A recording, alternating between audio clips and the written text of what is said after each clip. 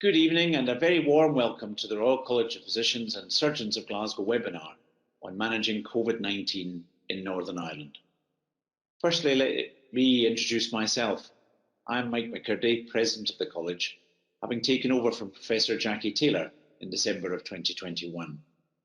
By background, I'm a general surgeon with a special interest in breast surgery, and I can say that I know Northern Ireland a little, having regularly holidayed there as a child.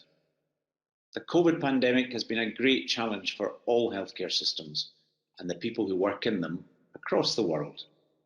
The increased demand for emergency and critical care has stretched resources, physical and human, sometimes to breaking point.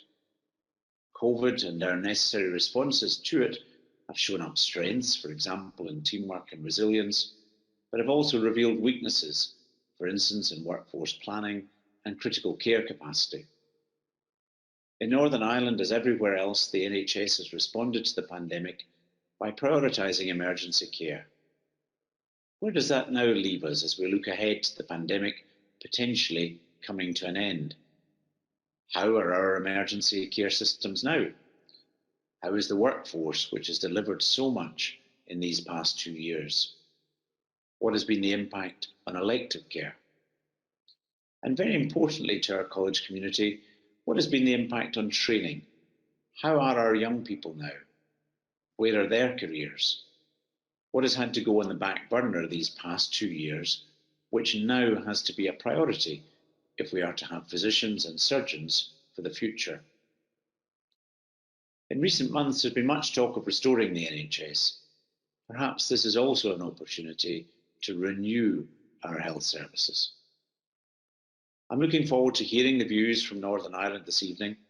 We have 4 speakers, a trainee and consultant, physician and surgeon, to give 4 perspectives on where we've been, where we are now, and where we need to go in the months and years ahead. After we've heard from our speakers, we will open up the chat function of Adobe Connect and so allow you all to comment and discuss these issues. Our discourse will be recorded so that the views expressed can be taken forward in the college's discussions and planning on the way ahead here in Northern Ireland and indeed elsewhere. As College President, I can assure you that we are committed to supporting our fellows and members in Northern Ireland at this very challenging time. I will hand you on now to our chair for this evening's webinar, Professor Adrian Stanley, Medical Vice President of the College. Thank you very much, Mike. I am Adrian Stanley, Medical Vice President of the College with a responsibility for education. I was actually born and brought up in Belfast, but went to medical school in Edinburgh and have been a consultant gastroenterologist here in Glasgow Royal Infirmary for the past 22 years. As Mike said in his welcome, the College is looking to discuss the issues caused or aggravated by the COVID pandemic, particularly in Northern Ireland, and identify ways in which the College can help tackle these issues as part of our future planning. As healthcare professionals, we're passionate about delivering the best care for our patients. And as a college community, we're standing up for your interests in all the key issues as we manage our way through and recover from the pandemic. At the end of this webinar, a college representative will circulate a feedback survey in the event where you can also comment on your experiences anonymously if you wish. The feedback from the survey, alongside the recordings of the talks and comments during the discussion section, will be used to help shape future college action on all these topics. Please keep any questions or comments until the discussion section that will be after the talks, when our clinicians and faculty will be available to provide comments and answer any questions sent in. I'll now hand over to our clinicians based in Northern Ireland to provide their insights, and following the talks, we'll have time to discuss all the issues raised. I'd like to introduce our first speaker, Mr. Aidan Armstrong, who is a consultant surgeon at Belfast Trust and an RCPSG regional advisor, who's going to give a surgical perspective and summarise the impact of COVID on delivery of healthcare in Northern Ireland. Thank you, Aidan. Right. I'm Aidan Armstrong, a consultant colorectal surgeon in Belfast and the regional representative for surgery of the Glasgow College in Northern Ireland.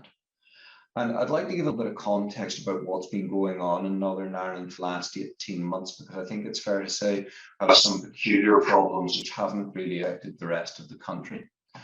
So first of all, I'd like to thank Jennifer Welsh, who is executive of the Northern Trust, for allowing me to use some of the slides which we gave a presentation together to the Irish College a couple of months ago. In Northern Ireland, there is an integrated health and social care system already. At the top, you have the Minister for Health and then the department underneath him, contracting through a Health and Social Care Board, and then 6 health and social care trusts. 5 of these are Health Trust, then the Ambulance Trust, and then contractual relationships with general practice dentists and various other integrated partnerships throughout the region. A year ago, these were the figures for patients waiting on inpatient day case care. 111,000 patients were waiting to be admitted. 67% of those day cases, 33% to come in as inpatients. And 83.3% of those patients were waiting longer than 13 weeks, and 70,000 almost were waiting over a year. The current position in outpatients, again at that time, similarly bad. 300,000 patients waiting for a first outpatient appointment, which was an increase of nearly 10% on the previous year, and 189,000 patients waiting for longer than 52 weeks for the first appointment. It's estimated currently that roughly a quarter of the population of Northern Ireland are waiting for an outpatient appointment. And I might expect the longest waits were in T&O, general surgery, and ENT. And the longest inpatient waits, again, similarly, general surgery, ENT, and dermatology. We know that if patients wait long times, it has adverse effects on their mental health. Conditions become more advanced and put a greater strain on the emergency departments. There's a huge toll in psychology, mental health for the patients who are waiting for these excessive lengths of time. We now move on to the effects of training, which indirectly is affected by is directly affected by clinical activity. In April 2020, COVID hit in a huge way. And these are slides from the JCHST demonstrating that all surgery, cardiac, T&O, ENT, and general surgery took a huge downturn. And then in April 2020, and a subsequent downturn similarly, but to a slightly lesser extent in January 21. I'd like to point out that these are national figures. It's not that easy to get region by region figures from the JCHST. If we look at what happened in Belfast, the yellow stripe building on the left-hand side is a splendid piece of brutalist architecture, which has been my home since 2006. It's the Belfast City Hospital. On the right, you can see the Excel Centre in London, which became an additional facility to the people of London as Nightingale Hospital. In Northern Ireland, a decision was taken to turn the City Hospital into the Nightingale Hospital. Unfortunately, this wasn't additionality. It was a replacement of beds on that site, which had largely been for surgical specialties, and turning it into a Nightingale Hospital for COVID. These beds have never fully reopened, and in a recent press release, it suggests that there were still 75 beds closed in the City Hospital, and the number may well be significantly higher than that. If we look at comparisons of case numbers that went on 2018 and 2021, these are figures from my own trust. You can see that inguinal hernia surgery went down by a factor of 3. Coronary artery bypass grafting went down to very small levels. In fact, the cardiac surgical unit at 10 years ago was doing 1,000 pump cases per year. The hip arthroplasty numbers dropped significantly, and you can see also what happened to cataract and middle ear surgery. Currently in the Belfast Trust, scheduled orthopaedics is running at less than 10% of its commissioned capacity. My own director told us at a meeting 4 weeks ago roughly that general surgery is running at about 36%. And in cardiac surgery, 1 to 3 cases are being done per day rather than the 4 to 6, which would have been anticipated before. A massive problem rooms nursing shortages. Northern Ireland has a historical shortfall of nurses. With COVID-19, there was a significant redeployment. Many nurses took early retirement, and there have been a lot of resignations or nurses taking out jobs outside the Belfast Trust. This has resulted in deficits of 50% or more in surgical wards and critical care and theatres, which has made it impossible to sustain a service beyond the figures I gave in the previous slide. So how did we get here? In 2009-2014, the health service in Northern Ireland became entirely reliant on non-recurrent funding. And as financial belts tightened in 2014 and beyond, that funding dried up and we're unable to meet the demand for our commissioned services. So there's currently insufficient capacity. The allocation of non-recurrent funding made the underlying deficits more obvious. It doesn't allow for managers to invest in their long-term workforce or long-term planning. And purchasing from the independent sector might get us out of short-term problems, but it delivers poor value for money in the long term.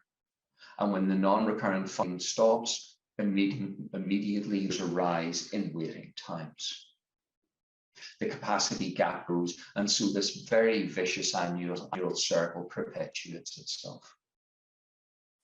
We know that because of the unscheduled pressures over the COVID period, elective patients have become more urgent and turned into emergencies. There are more acutely ill patients. Measures to prevent nosocomial infection by reducing bed numbers in different areas have reduced our capacity of both emergency and scheduled care.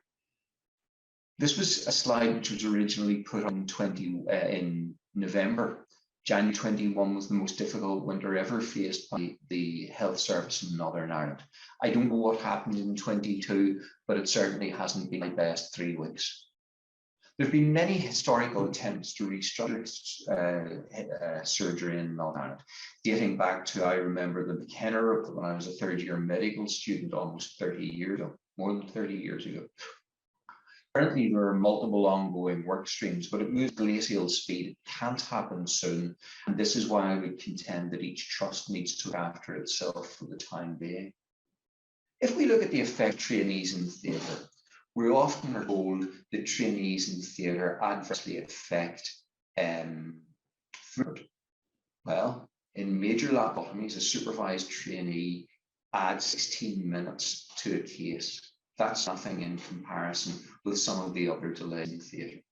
We know that an ARC 10.2 extends training, against consultants' appointments, and leads to an unsustainable locum bill in the NHS nationally of 6.2 billion.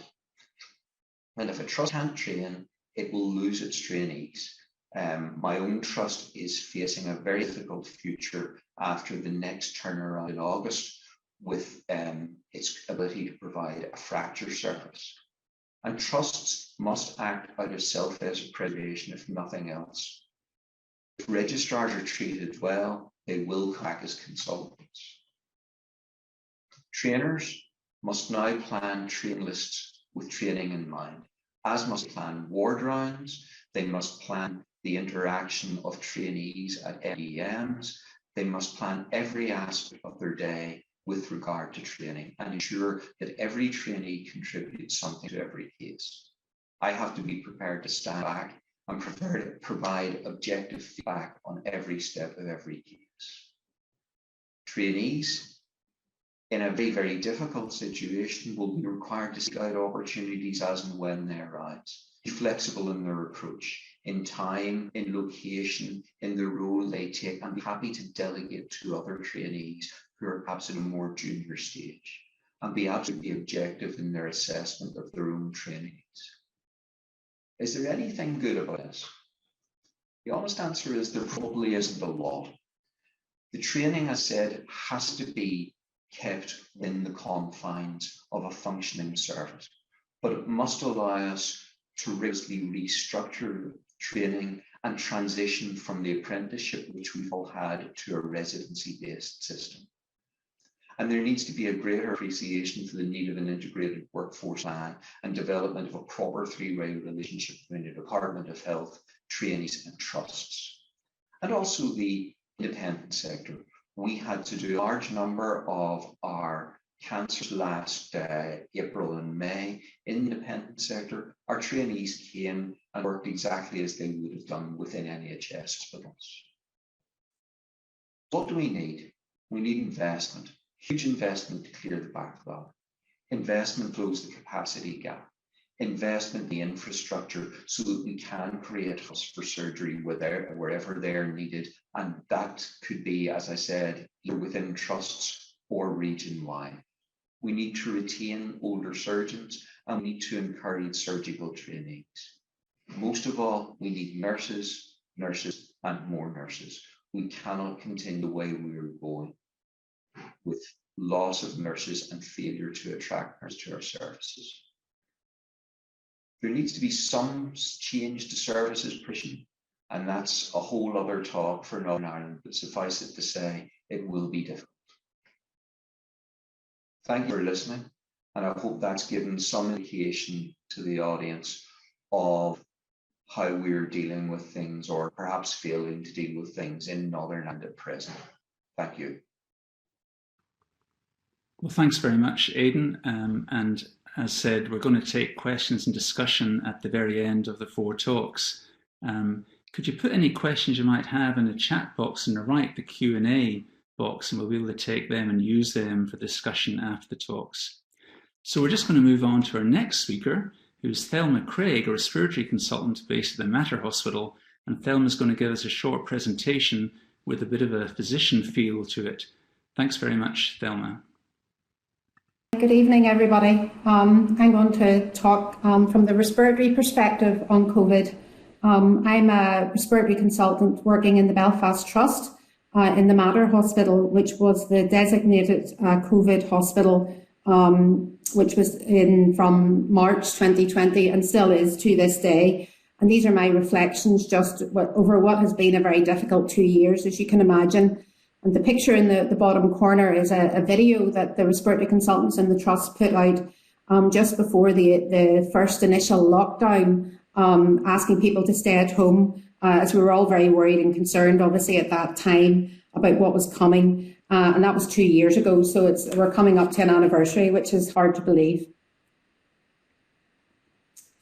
So these graphs just show how COVID has affected hospital care in Northern Ireland. So this is a graph of all the patients on a daily basis with COVID, and you can see it dates from February 2020 to the present day. And it's been a disease of ups and downs, particularly worse this time last year, January and February last year, where we had high hospital admissions and high amounts of intensive care admissions, as you can see in the graph below, which mimics the hospital admissions as you would expect. We've had over 500,000 cases in Northern Ireland and over 3,000 deaths. And the graph really reflects the ups and the downs that we've had. And despite there being more cases of COVID in the community in the last number of months, thankfully this hasn't translated into admissions to hospital because of vaccination and also because of the different variant that we're experiencing. But things have been quite sustained for us in respiratory from July, as you can see in the top graph. This graph here just shows really admissions over and again the number of patients in hospital beds with COVID. Sorry, the slide has just gone off. And as you can see, the peak was in January and February of last year.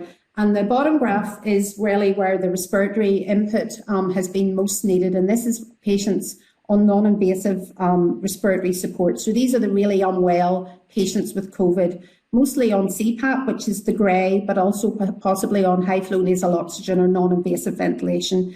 And again, this graph reflects what the hospital admissions is. And again, it was very difficult this time last year with large numbers of patients coming into hospital. Before we knew this pandemic was coming and we had time to prepare for it. And there was really a lot of preparation done in every hospital in Northern Ireland and across the United Kingdom in preparing for COVID. So from my own experience here in the Mater Hospital, we had to prepare the hospital, we had to do structural work, we had to get the equipment in, we had to make sure that oxygen supplies were adequate, we had to prepare the staff with PPE and with education, we had to derive protocols because initially there were none, and we had to educate ourselves and also educate the redeployed staff that came to the hospital to help us. And we realised very quickly that we had to work together to try to get through this pandemic. And essentially what we did is we established areas of specialist respiratory enhanced support on different wards across the hospital, but also this happened in every hospital in Northern Ireland, areas where specialist nurses, specialist respiratory nurses, ward nurses and consultant medical staff could deal with these patients on high flow nasal oxygen and on CPAP, essentially running a mini HDU. And this guidance has come out nationally from the British Thoracic Society on these respiratory support units, suggesting that they should be implemented, whether or not we have a pandemic or not, to look after these acutely unwell patients. And the biggest crux with the development of these, of which there are none yet in Northern Ireland, unfortunately, is the nursing ratio. So we need to get our nurses into these specialist respiratory support units. It's a nursing ratio of 1 to 4, and that's why officially they haven't happened. But we don't work together. We need the help of the ally or physios and specialists as well. We need the equipment. We need to make sure that oxygen is delivered appropriately, and we need to make sure that training is safe, and we need adequate access to intensive care or to palliative care services in these units. And this document here on the right from the Healthcare Safety Investigation Branch looks at the difficulties in giving CPAP to these patients outside of a critical care support unit.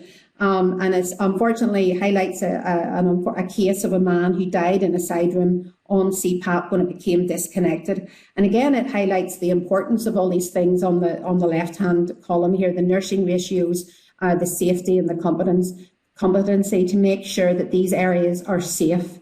Because unfortunately, this may well be needed again. It's still needed now, but it may be needed in the future as well. So communication was a big issue throughout the pandemic. And when we did surveys and we looked back on COVID and how we did, communication was always the issue that came out that wasn't good enough, despite our best efforts. So we used a lot of remote access, remote teaching, the Microsoft Teams, Zoom, etc. for meetings, for education. And we also used it on the wards. We used iPads on the wards for patients to talk to family members when appropriate. So we did try to improve our tools of communication, but again, as I say, it's difficult to communicate to a large amount of people, and this is something that was very challenging throughout the pandemic. And in particular, the very fast-moving new protocols, new guidelines as well. It's difficult to keep up sometimes, so we find this very challenging. So our respiratory service, there's a great deal of variation across Northern Ireland. This document on the bottom right, looking at coronavirus-related health inequalities, has shown us that patients who come from deprived areas, who live in city areas, are more likely to get COVID, are more likely to be admitted with COVID, and unfortunately more likely to die with COVID. So the pressures across Northern Ireland, varied according to this and to inequalities. We tried to improve our respiratory service. There was a regional critical care and respiratory hub set up, which involved intensive care, respiratory, the Northern Ireland Ambulance Service, and senior management from all the trusts across Northern Ireland, meeting daily and at times of when needed to try to improve the delivery that COVID patients received. In respiratory, following the first large wave, we met as a group across Northern Ireland to have a post-COVID recovery plan for respiratory, particularly focusing on our outpatient service. And our outpatients was hit particularly difficult because we had to stop outpatients for at least 3 months. We were receiving lots of referrals. We had to review the patients at outpatients that had been inpatient with COVID. And it was putting a great deal of stress and strain on our service. And as part of that recovery plan, we saw all the urgent patients needing seen in the Belfast Trust as part of a waiting list initiative to try and improve our service. The long COVID service has just been set up locally, and we are now able to refer into that. But that's been a long time coming, that service, and it's really very needed for throughout Northern Ireland, and hopefully will put less of a burden on the respiratory service. Virtual clinics, like everyone, we've been doing a lot of virtual clinics since the pandemic. We've seen over 7,000 patients virtually over the last 2 years, and it's been a good way of getting patients reviewed and keeping patient safety to a maximum. And we've also been involved in the outpatient monoclonal antibody service for patients who are at increased risk once they get COVID. We've done that locally as well, and that's been happening in every hospital in Northern Ireland. So challenges that we've had really is trying to get the restoration of outpatient services. So approximately about 50% of our outpatients are running, they're running at 50% capacity. And this is due to a combination of reasons, mainly staffing, nursing staffing, but also social distancing, and hopefully that will change very soon. We have been able to supplement that with virtual outpatients, thankfully. One of the big problems respiratory medicine has had over the last 2 years is lung function testing. So pulmonary function testing is critical to our service. It's used in general practice as well. And that has stopped in general practice, and as a result has increased the amount of respiratory referrals that we then have had from GPs. And this is because lung function testing is considered an aerosol generating procedure. We're trying to address that, but it's really very difficult, and hopefully that will improve over the next number of months as well. Like all services, we've been troubled with shortages of staff, in particular in the last wave with Omicron, and we've had to work around that, altering rotas at short notice, which can be very stressful. The respiratory service has also been very challenged with the number of multiple guidelines that we've received. Initially, we complained that there weren't enough guidelines, and there was very little evidence for what we were doing. And now we're really inundated with new guidance, particularly from NICE, maybe once or twice, every other week, essentially, of the COVID guidelines, and it's hard to keep up. And they're about to change again tomorrow. So there's the unfamiliarity with the drugs, but we do work very well with our pharmacy team. We're obviously very tired of COVID, and fatigue and staff burnout has been an issue, and we've tried to address that as best we can. But it is very difficult, and I know that's not just unique to the respiratory service. And unfortunately, over the last number of months, despite all our efforts, we are seeing more complaints and issues and hostile encounters, sometimes from patients and from from patients and from relatives in the world of COVID, and that's been very difficult to deal with as well.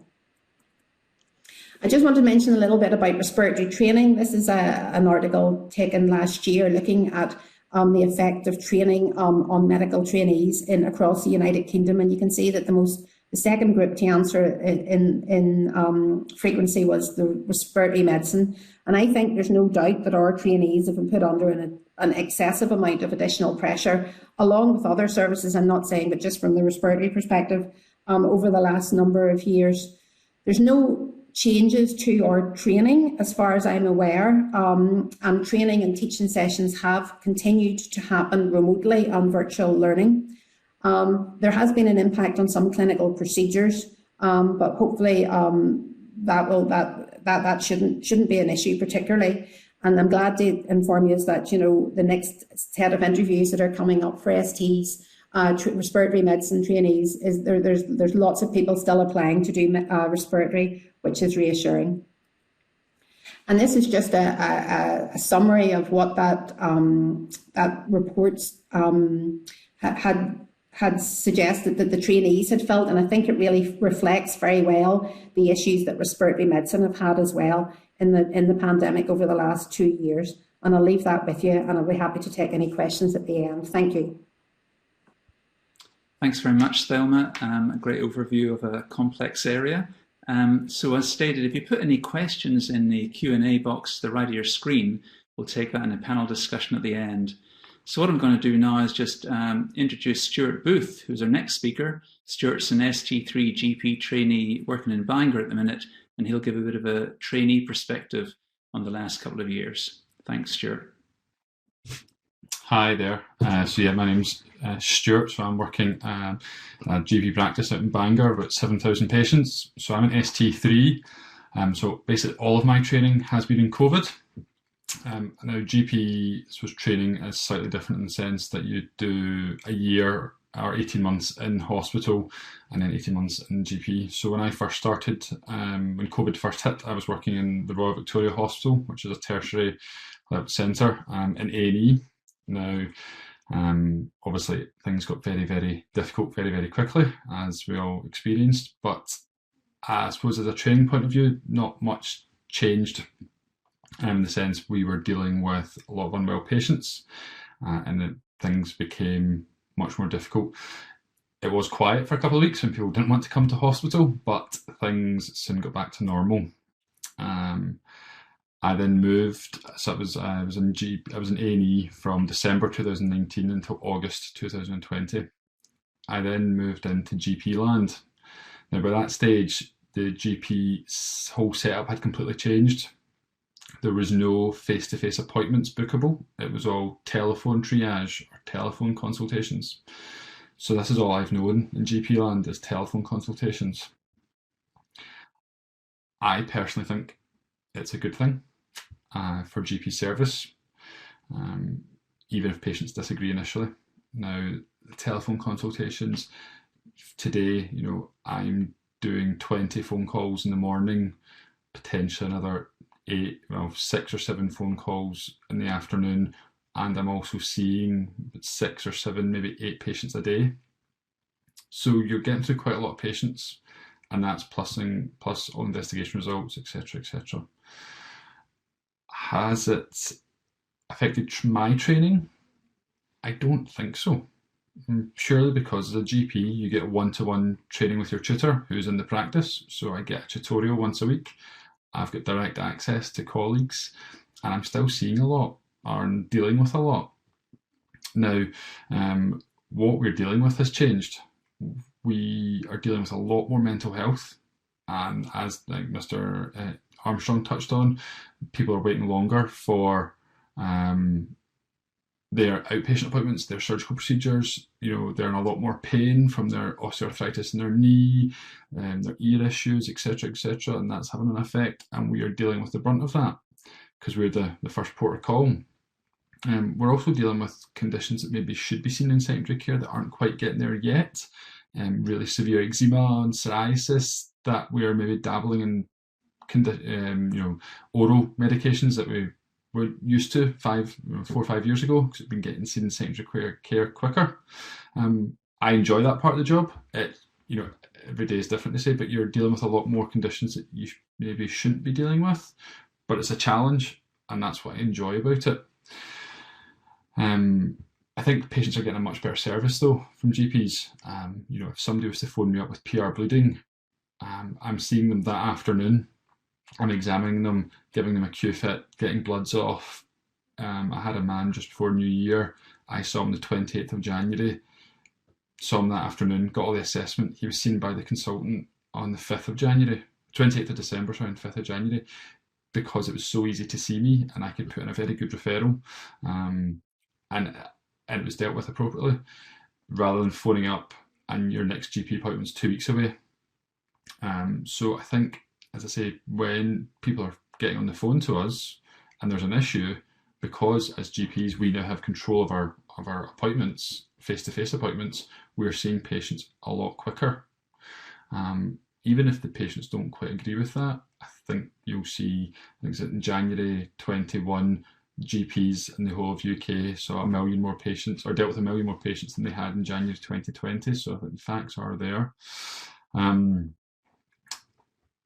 Negative wise to the training point of view, I spoke to a few of my colleagues. A few of them were saying that when they were in hospital placements, things like, as Thelma touched on, clinics, etc., have been cancelled.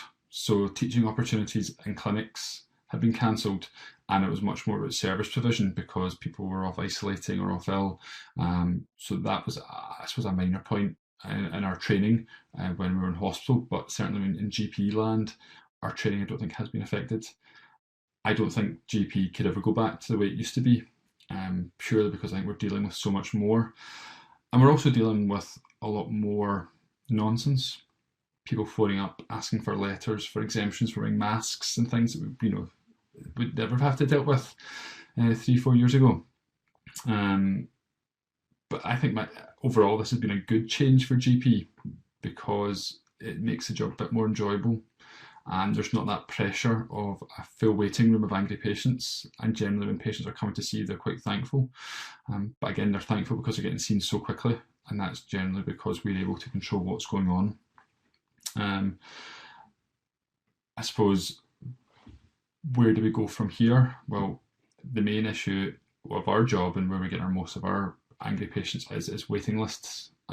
If we are referring people up, we know that it's a long waiting list, and I tell patients that, and I say it's longer than both you and I would like, and that's not the trust problem. It's just a whole collection of things.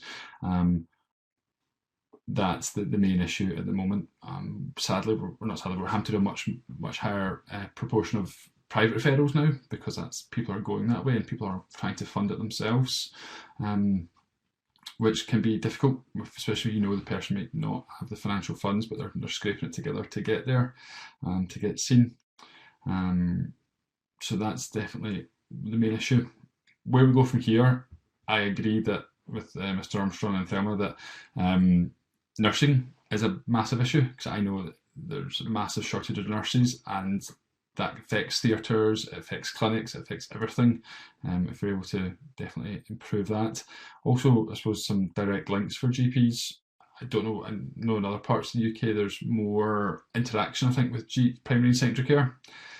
For example, if I'm concerned about somebody and I think they need assessed, the only place I can go is A&E, sorry.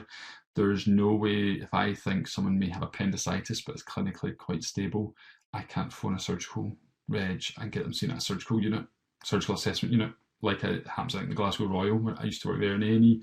There was a surgical assessment unit, a gynae assessment unit. If I think there's a gynae issue, the only place to go is A&E, and that causes a lot of backlog, a lot of waits.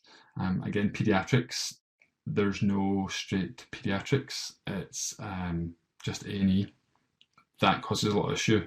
I think there needs to be a bit more communication between primary and secondary care, because a lot of the time we don't necessarily need them seen right away, even the next day, but there's no way of getting that done. Or also just ask some advice.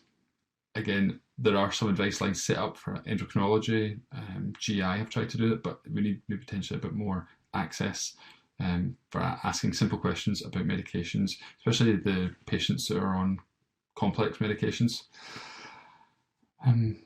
So overall, I would say COVID hasn't affected my training all that much.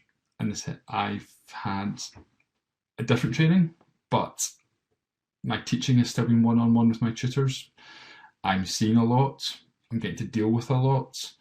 The issue is, I suppose, is with GP, not because of COVID. The problems that COVID have brought has made our job more difficult at times, certainly. But I suppose it's not all doom and gloom. I think when patients have been needing seen, they have been seen very quickly and dealt with appropriately, so that I still have faith in the system. It's just needing a bit of work to it. But generally, GP land, I think, has actually been a positive thing, due to the change that's brought in the system that was needed, probably. So yes, I'm probably saying COVID has been potentially a good thing for GP land. A bit controversial maybe, but the system that GP runs in now is certainly good. That'll be me. Okay, thanks very much, Stuart, from a balanced approach, giving some positives as well as the negatives. And we'll just move on then to our next and final speaker, Demetrios Angelou, who's going to talk to us with his experiences regarding a surgical opinion from a trainee in surgery who's currently working in the Antrim Area Hospital. Over to you, thanks.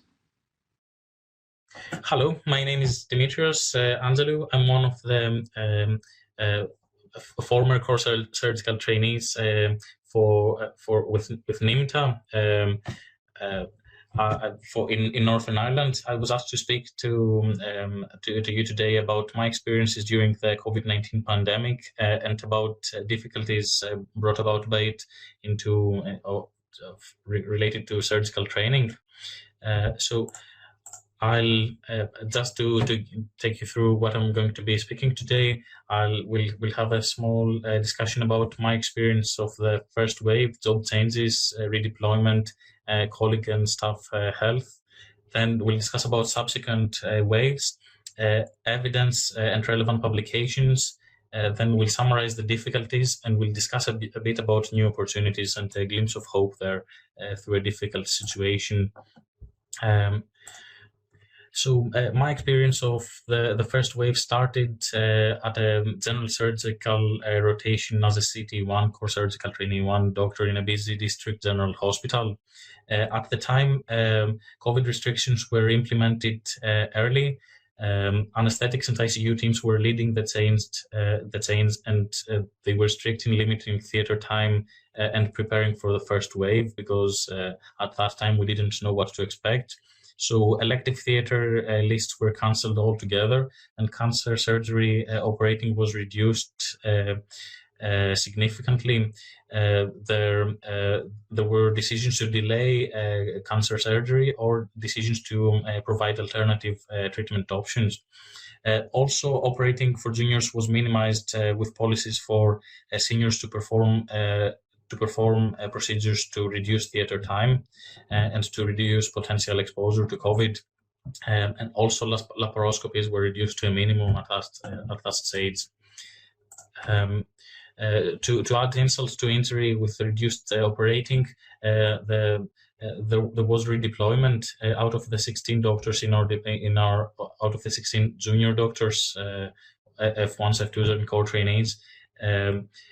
Only 7 core trainees remained to cover 40 a busy surgical ward with more than 14 patients, and also emergency admissions. And 7 of the seven F1 doctors and 2 F2 doctors were redeployed for a few weeks to medicine.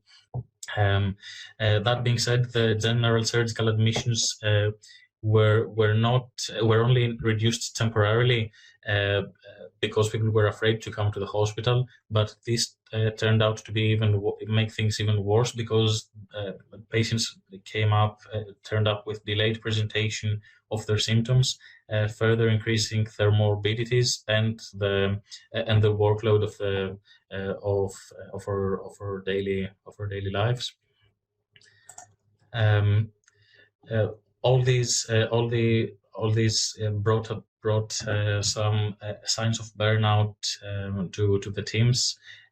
I myself had COVID that I transmitted to my partner, and this was after a long weekend of having seen many people with COVID, and at a time where PPE regulations were maybe not optimal, and at the time where we were not allowed to wear masks in green areas, so we were pretty much unprotected at that time.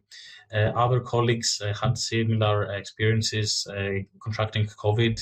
A colleague of mine had appendicitis, and a colleague had stress-related abscess for a couple of months due to the situation. Now, subsequent waves were a little bit easier on the different teams. I rotated through general surgery and TNT in different hospitals. Theatre restrictions remained at different degrees, but there was no further redeployment, and burnout and staff absences were less common. Now, after contemplating about all my experiences, I had to do my little research and see what data is available to back up my claims. So I found some very interesting papers online.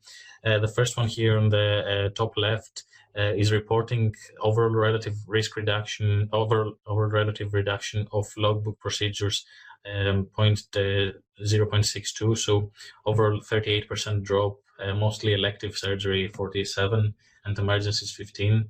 The ACID report also reports similar findings. This other study here is reporting that 1 in 8 trainees is expected to have their training extended.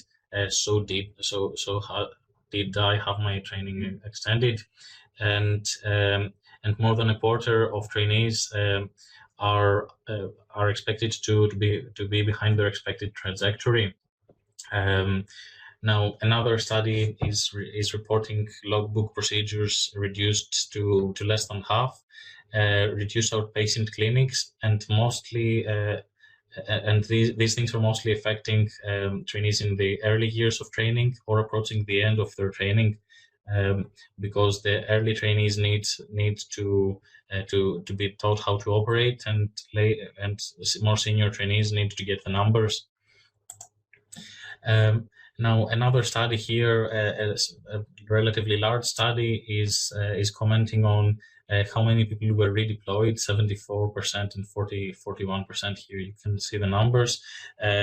Elective surgery, outpatient activity and endoscopy reduced significantly. Emergency operating reduced significantly. Work-based assessments reduced by 46%. Some people thinking of leaving medicine altogether, and study leave and regional teaching programs cancelled without being rescheduled in a significant number of cases as well. Now, a summary of the difficulties here is that the way that I see them is that some of the operations have actually been erased from junior trainees' logbooks, like septoplastics and pediatric tonsillectomies, as they're deemed non-urgent and they are not prioritized. So that's a big detriment to our training. Previous policies of seniors performing the procedures are not in place at the moment, but they played a significant role. Laparoscopic surgery had its difficulties in the past as well, and reduced. The main problem at the moment is reduced operating lists due to nursing staff shortages, and the fact that the services are suffering at the moment. There has been an impact on the psychological burden of having to deal with unsatisfied patients who have been waiting for too long, and there is no excuse about it. But you have to deal with that, and it is quite demoralizing. Staff absences and staff being overworked is still a problem to a lesser degree. There have been significant problems with cancellations of intercollegiate exams, like MRCS Part A and Part B, reduced training opportunities like in-person conferences and meetings. Courses have been cancelled. Some practical courses have been moved to online theory courses, which is not the same, but this can maybe transition us to the next slide, really, which is going to be talking about some of the positives that came out of COVID. And this is new opportunities, really. Some opportunities like not having to travel for a long distance to attend a course, but other which can be significant, or other opportunities like being able to participate in large international studies like the COVID surge study that I had the chance to participate in, and resulted in several significant publications. If anybody is interested, the COVID surge 3 study is still ongoing, and you can join at the moment. The deadline is end of February. So that pretty much concludes my presentation. You can find the references of the studies that I quoted on the results that I quoted earlier in here, and you can read a bit more about them. And I would like to thank you very much for your attention. Well, thanks very much, Demetrius, for another very balanced and eloquent summary of a trainee's perspective. So I think now, if everyone's happy, we'll move to a little bit of discussion, and perhaps all the speakers, Aidan, Thelma, Stuart and Demetrius, can put your video on. And in addition, Richard Howell is going to join us. Richard's our honorary secretary at the college, and has a lot of experience and engagement in many other aspects of So I don't know if Aidan, Demetrius and Thelma can also put your video on, maybe join us. discussion. Questions? Okay, so with our two trainees, what just you guys have had, clearly there's been a shortage of staff-based hands-on training, and obviously that's relevant to a lot of parts of the UK. There's been a lot of chat about hubs or academies where they actually learn things, whether it's endoscopy or whether it's surgical skills. Is that something that's being discussed in Northern Ireland? Do Stuart or Demetrius, are you aware from a trainee perspective of any hubs where you can maybe focus training away from the hot end of the major hospital?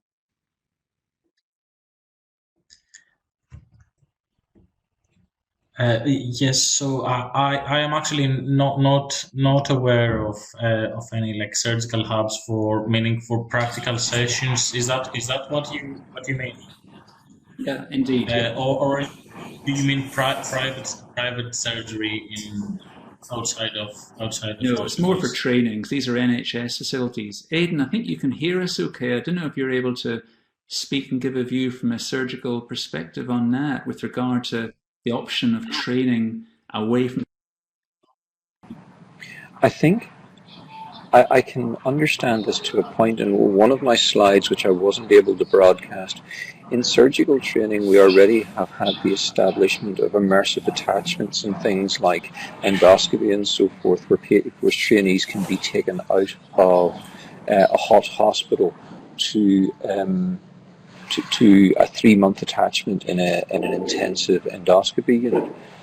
One of the perverse advantages of the awful waiting lists we have is that I now can, for instance, schedule a day of day case operating of perhaps 12 or 14 fistulas and give a trainee the opportunity in a very short, concentrated way to deal with those sorts of things. Northern Ireland trainees have traditionally always spent a year or two outside Northern Ireland because our throughput has been lower.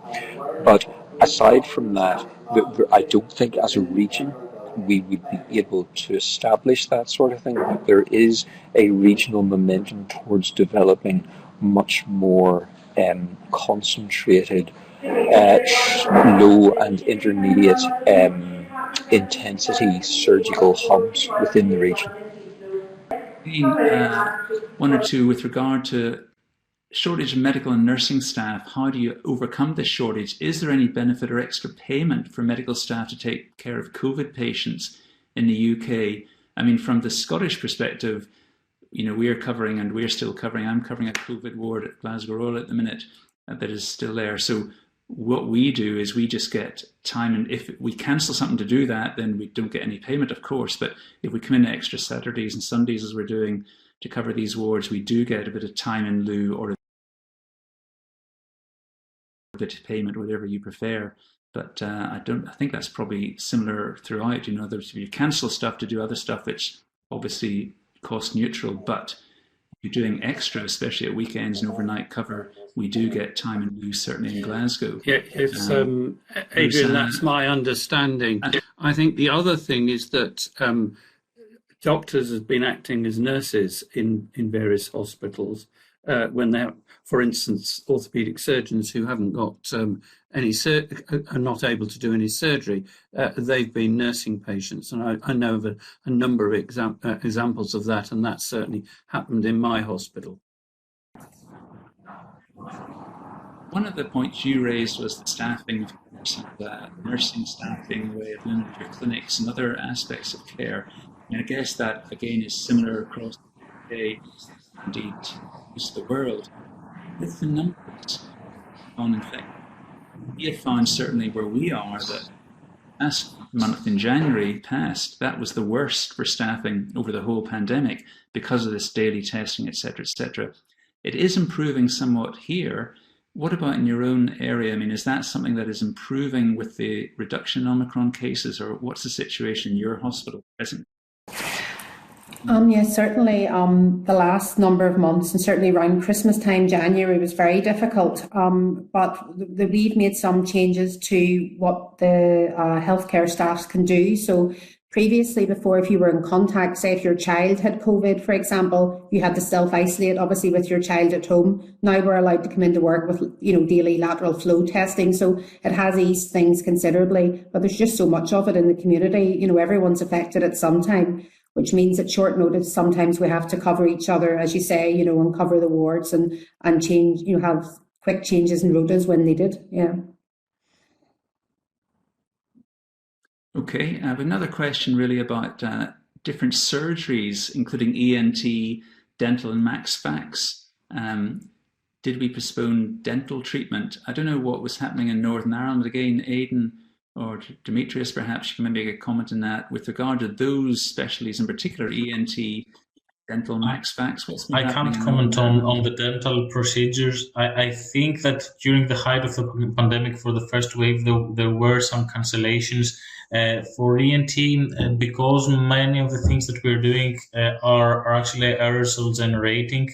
Many had to be reduced, and we had to put some policies in place to change some of the procedures to try to avoid them, especially as urgent outpatients, like in A&E, really try to use alternative approaches. But we are. It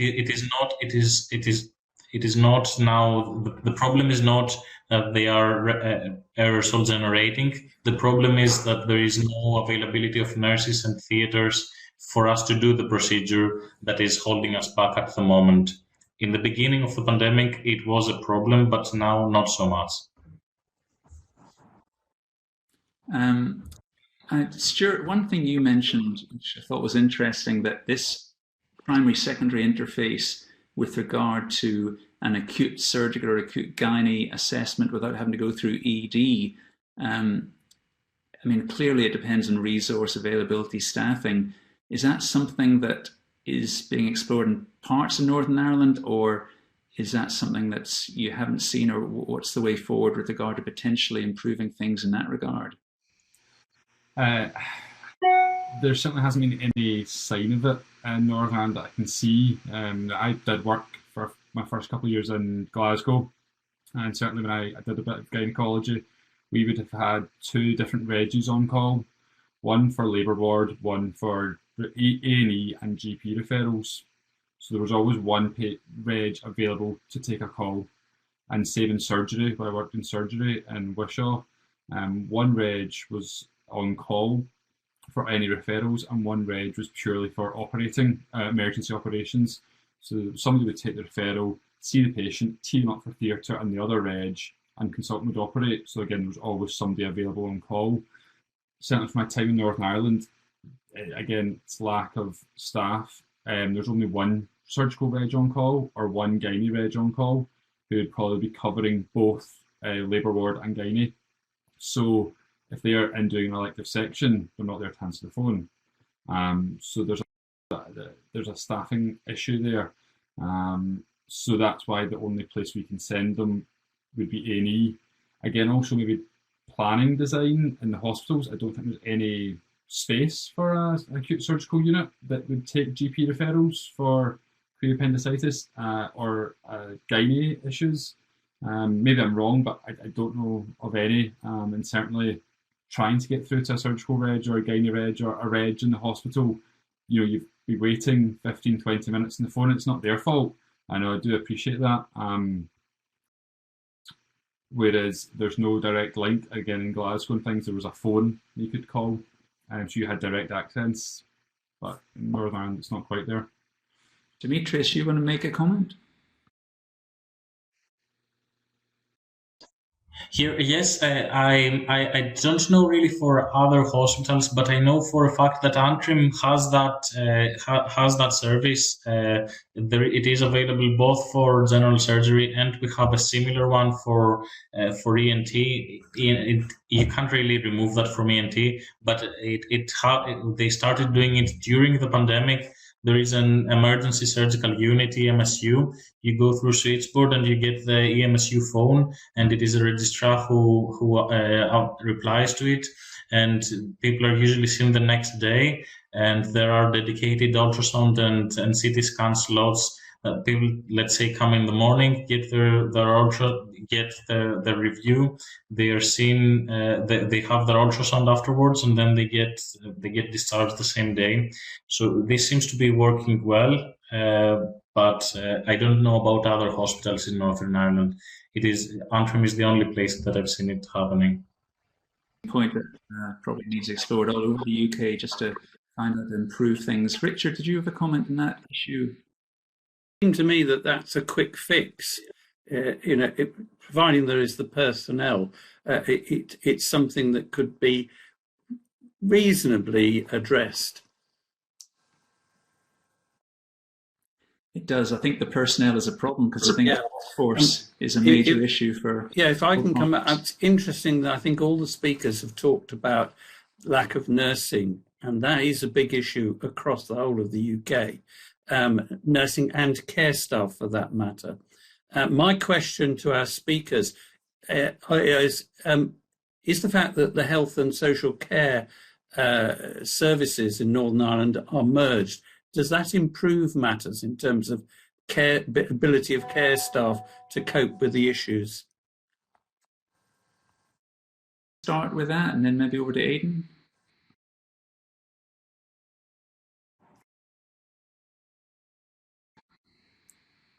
Thelma?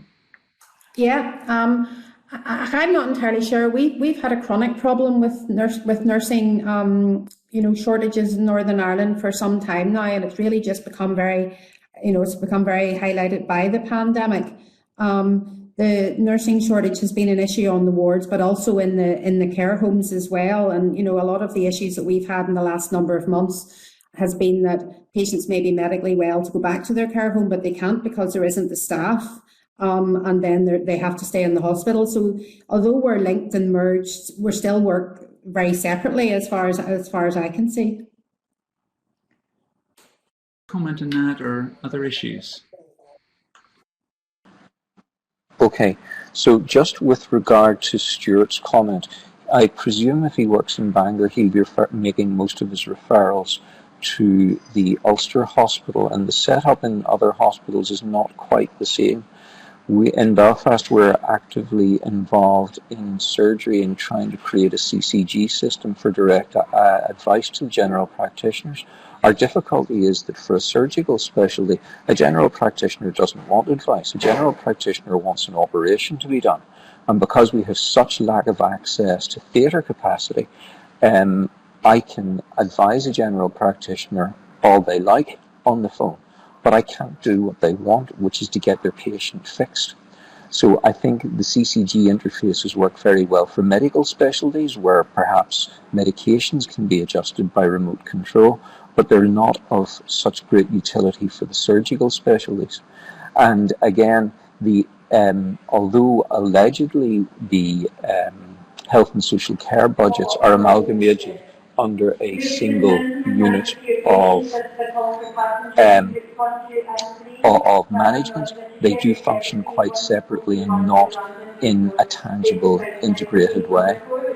And I am terribly sorry, but this is the final call for my flight, and I'm due at the King's Fund tomorrow morning, so I'm afraid I'm going to have to leave, but thank you very much. Appreciate your help and best wishes for a good flight. Thanks for input in difficult circumstances, so we'll say bye-bye to Aidan. We've maybe just got a few more minutes for a couple more points I just thought might be useful to raise. One was, I think both our trainees talked about the potential need for extension and training for a lot of trainees. Is that a common thing with Stuart and Demetrius and maybe Thelma also? Do you think that is going to be a very common thing, or is that an unusual thing in Northern Ireland? Demetrius, you brought that up. Do you want to start off and then maybe Thelma and Stuart might want to comment on that?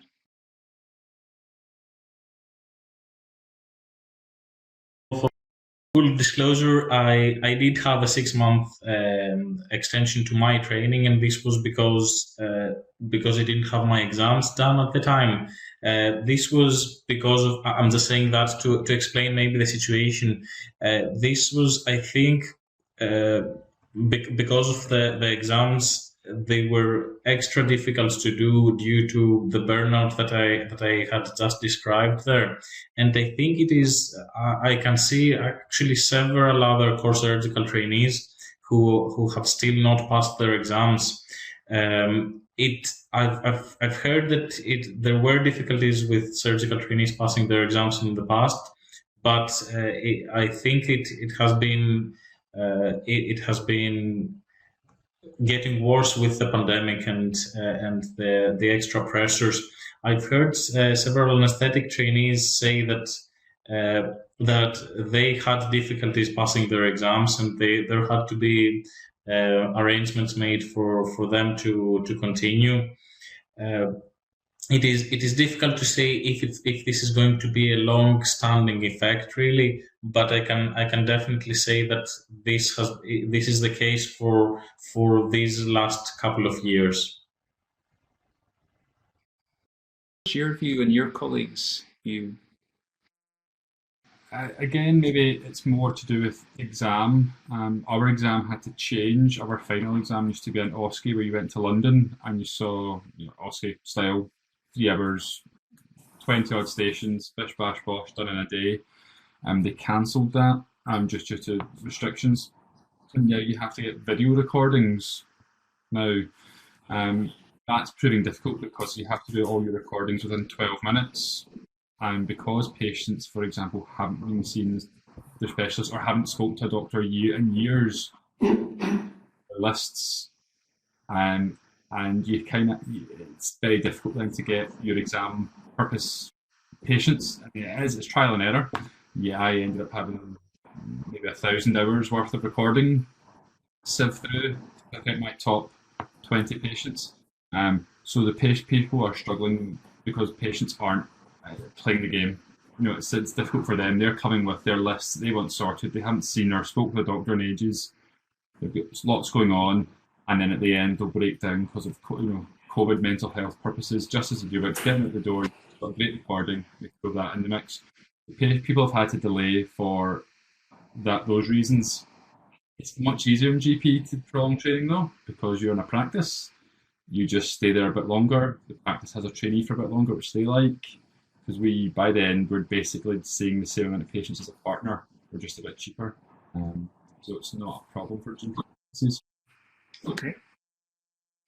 Thanks a lot. And Thelma, are your trainees considering extending their training, or can they extend their training if necessary, or is that a very unusual situation in your experience? Certainly in respiratory, there's been no chat about extension of training, but I know that in cardiology, the trainees were given a 6-month extension actually because they had procedures to complete and they didn't get them done in the allocated time frame.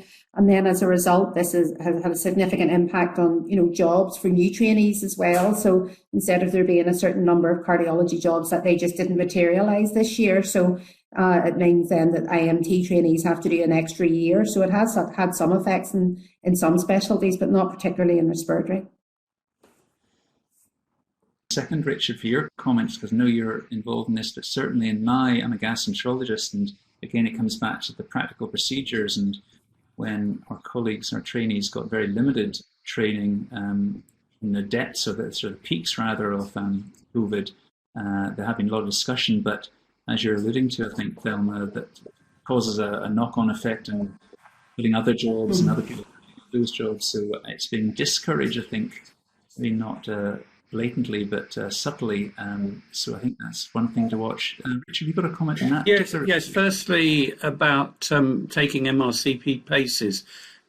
Of course, the exam was stopped for a short period. It's now happening with 3 of the stations being face-to-face and 2 of them being virtually done, but done in the same centre. Priority is being given to UK candidates and also candidates that need MRCP UK to be able to progress. So Stuart Hood and colleagues are trying to do their best. I entirely agree with you. Those trainees that have to have practical procedures seem to be having difficulty getting them, and your specialty is one. I think respiratory would be another in terms of being able to do bronchoscopy, etc. And Thelma, no doubt, will tell us. And of course, the surgical procedures. If I can come back to Dimitri's question about aerosol-generated procedures, there's a big issue in maxillofacial surgery and dental surgery because all procedures are AGP, including seeing them as outpatients. And so they can't see as many outpatients, and they've also got to be in PPE, and it takes longer. So just to make those points. Okay, that's great, thanks. Well, listen, we're almost out of time. I just want to touch on one thing that is central to this, and all the things we've talked about are relevant and applicable to all other parts of the UK and indeed elsewhere.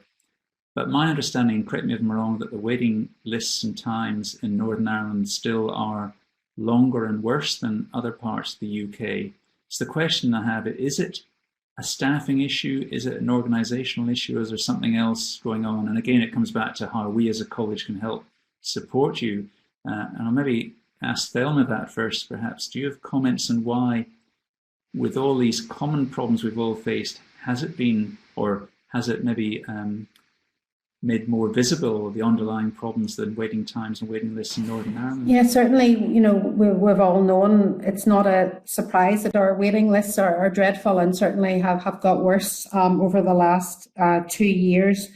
I think why is it's multifactorial, you know, and we do have to look towards our government as well. And, you know, we had a significant period of time where decisions weren't being made in Stormont and decisions weren't being made appropriately about things, and it's just everything's just more difficult here sometimes, you know. But certainly it's something that will need to be addressed. And again, you know, we've issues with our politicians again, and decisions being made in a timely fashion. But it's complex, yeah. Sure, just Demetrius, one more comment each. Demetrius, see your hand up.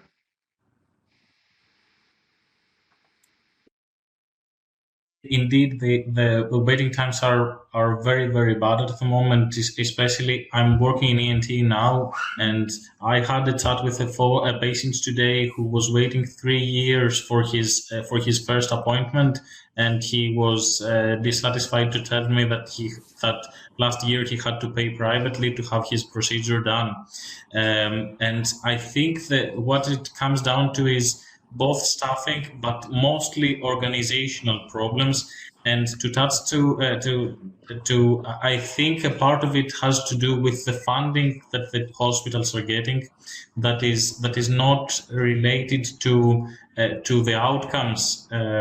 Like I think is the organization is what is happening in the rest of the UK, and this is actually not penalizing, let's say, hospitals for having long waiting times, and it's not rewarding them for actually doing the job right. And I think this is causing some of the delays. Okay, thanks for that. And Stuart, I guess some of your patients you're seeing are just coming to you because they still have joint trouble whilst they're waiting for the joint replacement, and they ask you what's happening. But I guess any other comments from you just on that, and then I'll come to Stuart or to Richard for a final comment. Yeah, in Northern Ireland, it's a strange wee place. The answer to the issue is very complex.